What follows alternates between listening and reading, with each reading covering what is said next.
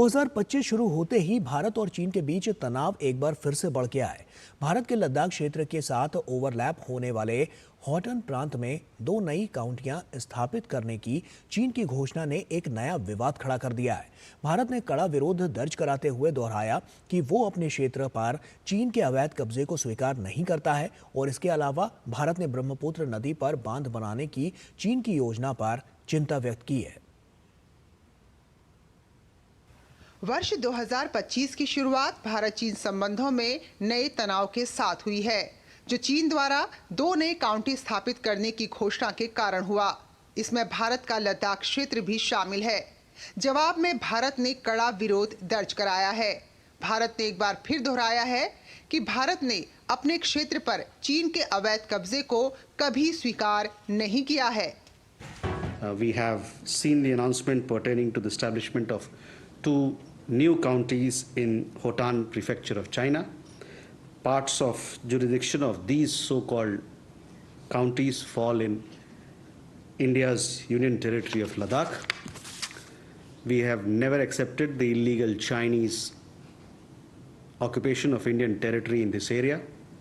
Creation of new counties will neither have a bearing on India's long-standing and consistent position regarding our sovereignty over the area, nor lend legitimacy to China's illegal and forcible occupation of the same.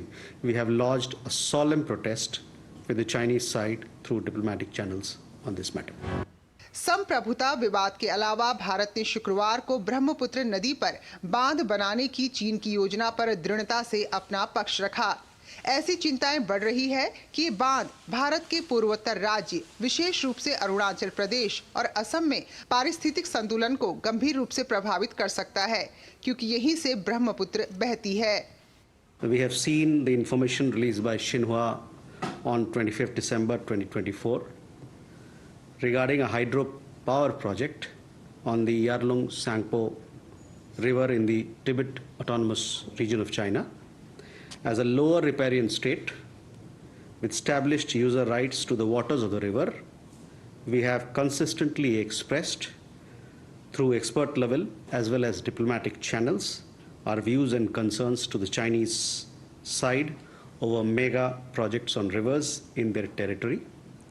These have been reiterated along with the need for transparency and consultation with downstream countries following the latest report.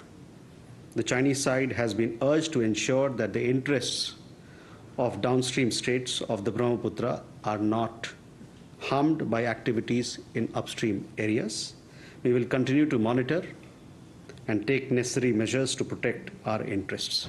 हालांकि हाल ही में लद्दाख में डेपसांग और डेमचोक के रणनीतिक रूप से संवेदनशील क्षेत्रों में तनाव कम किया था और गश्त फिर से शुरू की थी। पिछले साल अक्टूबर में रूस में ब्रिक्स शिखर सम्मेलन के मौके पर एक बैठक के दौरान भारत के प्रधानमंत्री नरेंद्र मोदी और चीनी राष्ट्रपति शी जिनपिंग ने विभिन्न द्विपक्षीय वार्ता तंत्रों को पुनर्जीवित करने पर सहमति व्यक्त की थी, जो संबंधों को सामान्य बनाने की दिशा में संभावित बदलाव का संकेत था। लेकिन ताजा घटनाक्रम ने कई सवाल खड़े कर दिए हैं। इन चुनौतियों के साथ दोनों देशों के संबंधों का भविष्य कैसा होगा, इसको लेकर अनिश्चितता बनी हुई है। Bureau report, DD news.